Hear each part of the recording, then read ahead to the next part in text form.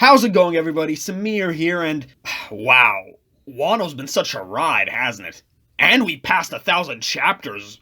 Just wow, where do I even begin? Since its serialization in 1997, One Piece has not only managed to accumulate such a massive fanbase, but stand the test of time in terms of what you could do with a series. From all the memorable characters, from all the epic moments, from all the amazing world building and imagination Ichiro Oda just relentlessly gives us, it is something to truly admire. It's definitely not a flawless series though. There are issues I have with it as a fan, as well as issues other people have as well with it. From the overly exaggerated characters from time to time we get, from the stretched out and just overall draggy feeling the series can get sometimes, to the absolutely annoying amount of fake out deaths we keep having, in where a character would do a epic sacrifice only for us to realize later on in a cover story or in a subplot that they're okay with little to no harm to them done whatsoever, and that's getting annoying. Seriously, quit it, Oda. I'm not gonna be scared for any character if you keep doing this. But despite these flaws, One Piece is still a series which has managed to withhold the test of time and stay relevant within the anime community. So with the third act of the arc currently getting ready to start in the anime, I think it's best to look back and see just what a pure roller coaster this arc has been. And seeing as how I'm already a purist when it comes to the One Piece manga, I can tell you for certainty that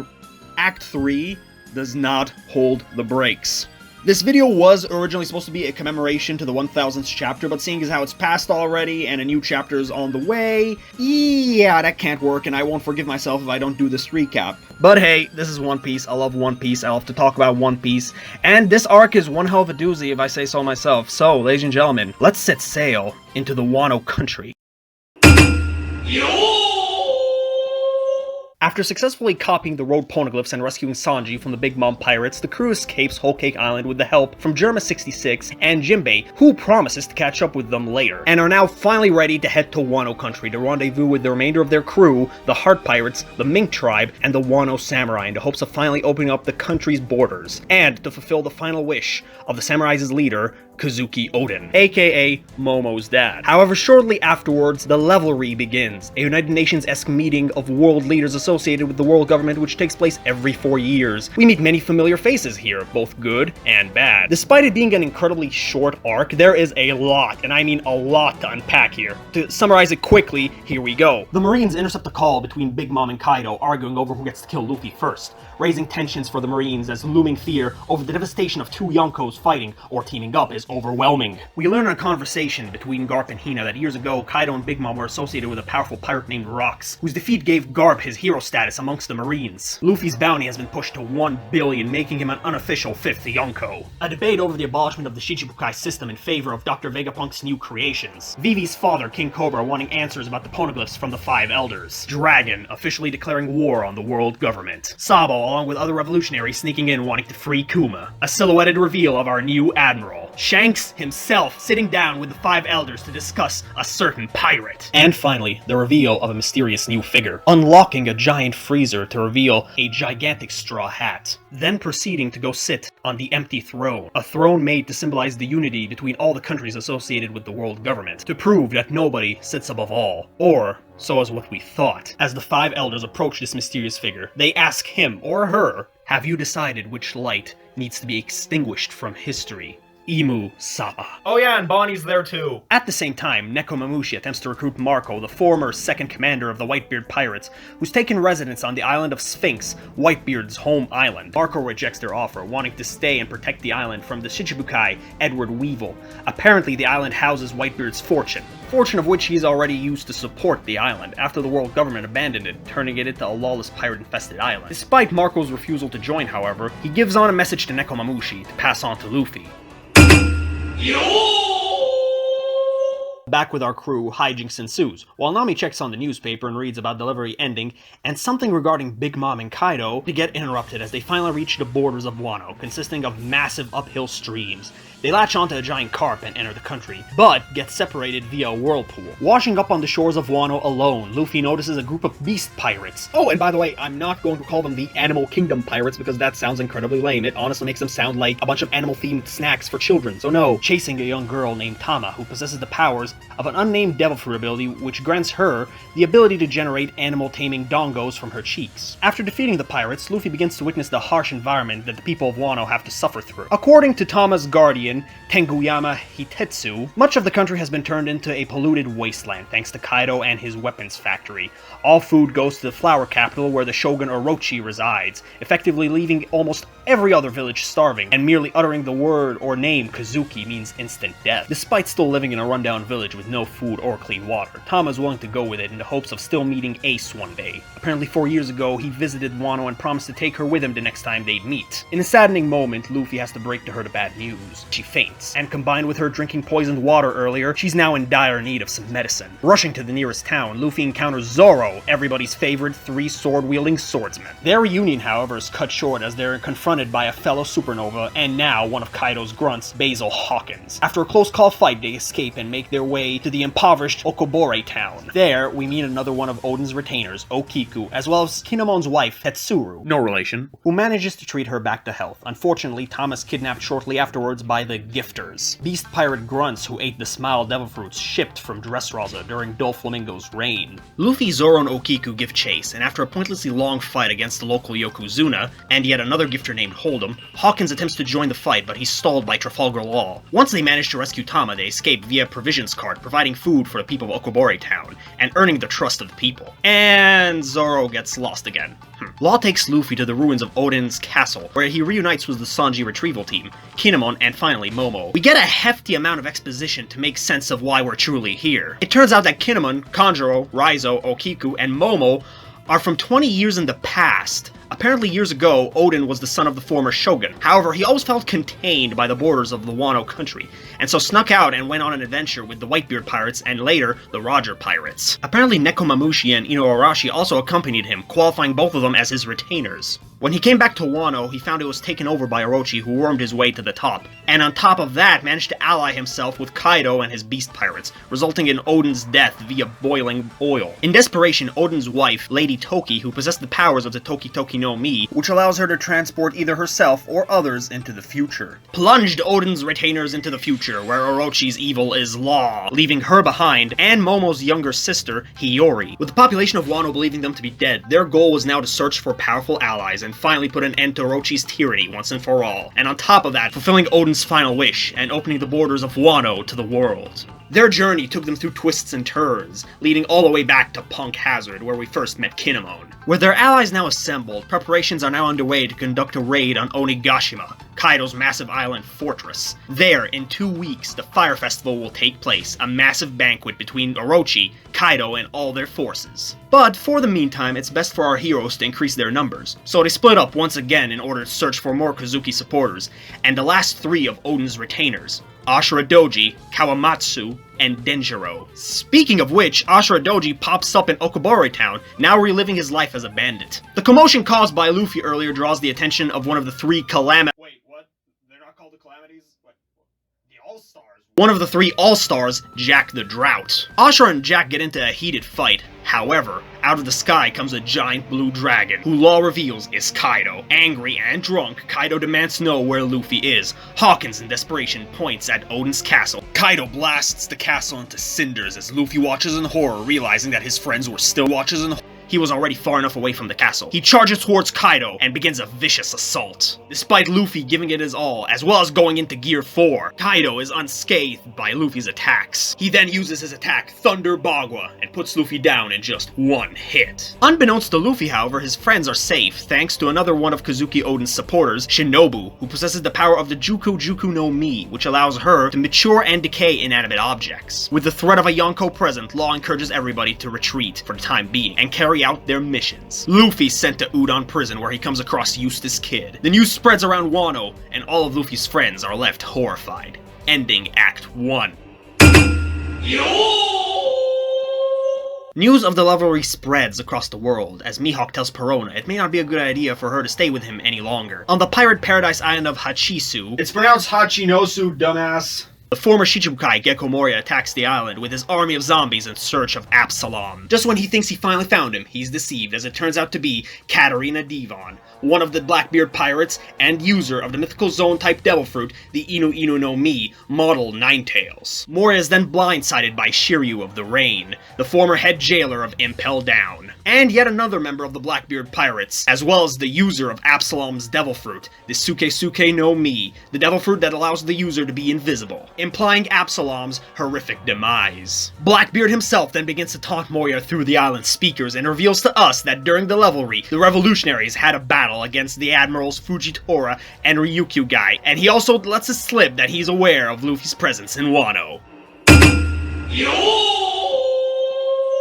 The flower capital is abuzz as Komurasaki, the most popular Orien in all of Wano, is on her way to a banquet hosted by Orochi, accompanied by her friend, a young girl named Toko, who can't seem to stop smiling or laughing, and Nico Robin, who's disguised as a geisha. The man in charge of Komurasaki is Keoshiro, a man who, despite being loyal to Orochi, is still willing to laugh at him for his fear of 9 spirits who will come for him on the anniversary of Oden's death, the same night as the Fire Festival. Speaking of Orochi, he's having a meeting with CP0, who are trying to broker a new deal for Kaido's weapons after Doflamingo's downfall, with Orochi only allowing it if they give him Dr. Vegapunk. Shortly afterwards, the banquet starts, and Robin begins her infiltration to gain intel, with Nami, Shinobu, and Brook being close by. Brook manages to find a poneglyph, albeit a normal one, and Robin is ambushed by the Oniwa Banshu, Orochi's personal ninja squad. She manages to escape, however, just in time for Orochi's monologue about his fear of the 9 spirits, as foretold by Lady Toki upon her death. Toko, however, accidentally angers Orochi due to her relentless laughter. He's about to have her executed despite everyone's plea, only for Komurasaki to stand up and slap Orochi for harming her friend. Angered, Orochi reveals his Devil Fruit ability,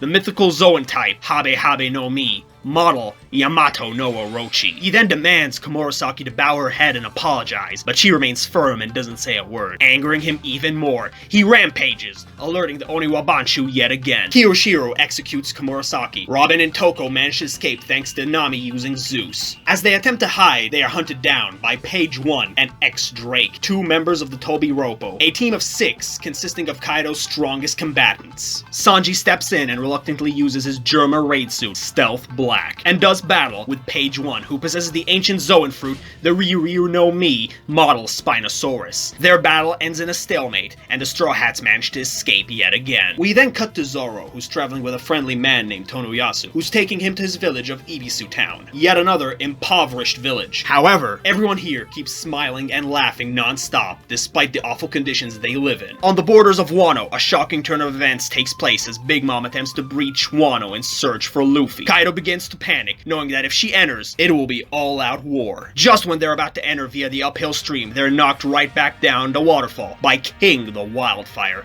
another one of the All-Stars, and user of the ancient Zoan type, Ryuryu no Mi, model Pteranodon. Big Mom is separated from the rest of her children and later washes up on the shores of Wano, where she's found by Chopper, Tama, Momo, and Okiku. She wakes up, only for her to have suffered amnesia. This gives Chopper an idea, albeit a dangerous one, and one he's extremely reluctant to do. We finally cut back to Udon Prison, where the prisoners are forced into hard and excruciating labor, except for Luffy, who decides to use the labors as an opportunity to get stronger, all while clashing heads with Kid. Luffy also protects an older prisoner named Hyogoro, who was the leading Yakuza during Oden's time, who also teaches Luffy a new style of haki, Ryu, the ability to project haki from his palms, similar to what Rayleigh did during Subodi Archipelago when he freed Kami from the explosive collar, or how all 3 admirals blocked Whitebeard's attack during Marineford. There's also an inmate kept in Silhouette who watches Luffy. Luffy also comes across Caribou of the Caribou Pirates. He begs for Luffy to team up with him so they could escape. He also brings up how Kid lost his arm, only for Kid to show up and correct him, claiming that he lost his arm in a battle against the red-haired pirates. Kid and Luffy's intensifying rivalry becomes too much for the guards to handle, so they call upon another one of the All-Stars, Queen the Plague. Before his arrival, however, Kid manages to escape. Queen proceeds to put Luffy and Old Man Hyo through some grueling challenges, as they're both set to fight a large number of beast pirates and gifters, all while wearing collars which will decapitate them if they fall off of the sumo ring. While this is happening, Raizo is infiltrating the prison and is trying to find a way to free Luffy. He comes in contact with the silhouetted prisoner, who reveals himself to be another fellow retainer, Kawamatsu. The remainder of our heroes reach Ibisu Town, where they're told that Zoro ran off after a thief who stole one of his swords, Shusui. We cut to that confrontation where Zoro squares off against Yukimaru, a man who wants to return Shusui to Ryuma's grave. Close by, a woman and child are being chased by a killer named Kamazo. Zoro interferes and fights him off too, resulting in both Zoro and Kamazo getting KO'd. Shortly afterwards, however, Zoro wakes up and finds that his wounds are being tended to by Toko and Kamurasaki of all people, who reveals herself to be Hiyori, Momo's sister, and Oden's daughter. She reveals that once her mother died on that fateful night, she was watched over by Kawamatsu, but decided to run away from him, thinking she was a burden. Back at Ibisu Town, things take a turn for the worst, as our hero's recruitment plans have been exposed. Anyone who's been giving the message has been imprisoned. Tonoyasu also goes missing. It's also brought up that whenever he talked to our samurai friends, he talked to them as if he knew them, yet they can't recognize him. There's also going to be a public execution of a Robin Hood-esque thief named Ushimitsu Kozo. Our heroes put two and two together and realize that it's Tonoyasu, who the samurai finally recognize as their old mentor and Oden's friend, Shimotsuki Yasui, the former daimyo of the now destroyed Hakuma region and Toko's father. Hearing the bad news, everybody heads to the capital, with Toko rushing there first, with Zoro and Hiyori chasing after her.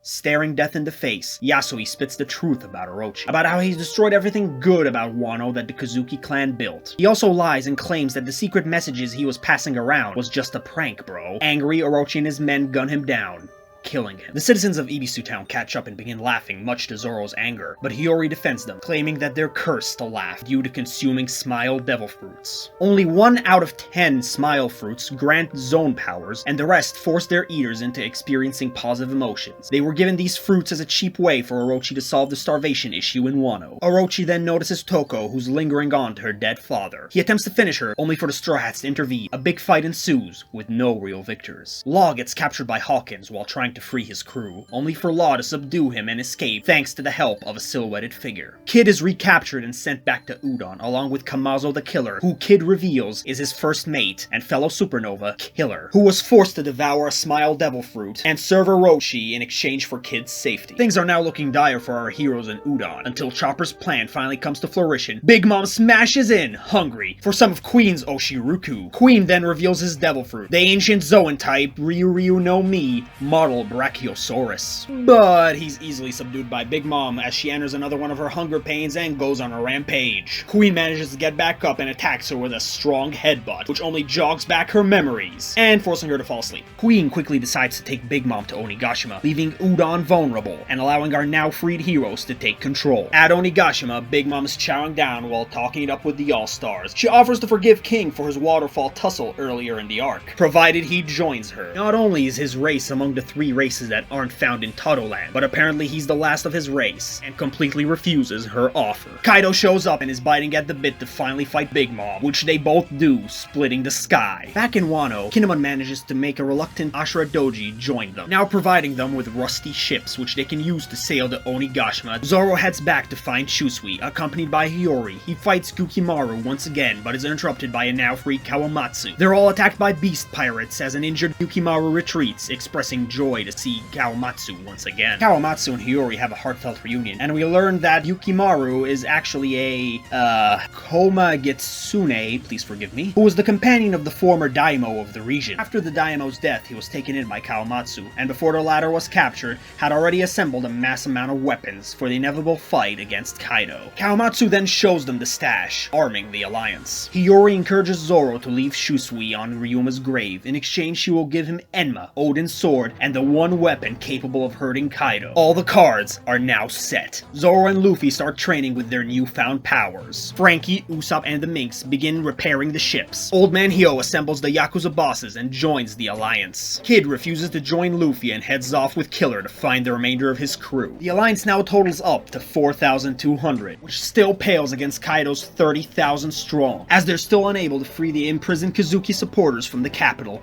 Nevertheless, time is of the essence. As the Fire Festival looms further, the supernova Scratchman Apu arrives on Wano, who it turns out was already allied with Kaido before Kid's proposed alliance. He's on his way to Onigashima, accompanied by these massive monstrous giants who are only referred to as the Numbers. Back at Onigashima, Big Mom and Kaido have decided to form an alliance, much to the shock of everyone, with the goals of finding the One Piece, ruling the world, and then finally fighting each other to the death. The fated day arrives. Orochi's on his way to Onigashima, and is now completely aware of the Alliance's plan, and has begun to take precautions. He also decides to leave Kiyoshiro in charge of the capital. Elsewhere, the Scabbards, only semi-assembled, make their way to Port Tatage, the Alliance's meeting spot. After a long and painful journey, vengeance is finally within their reach. Ending Act 2.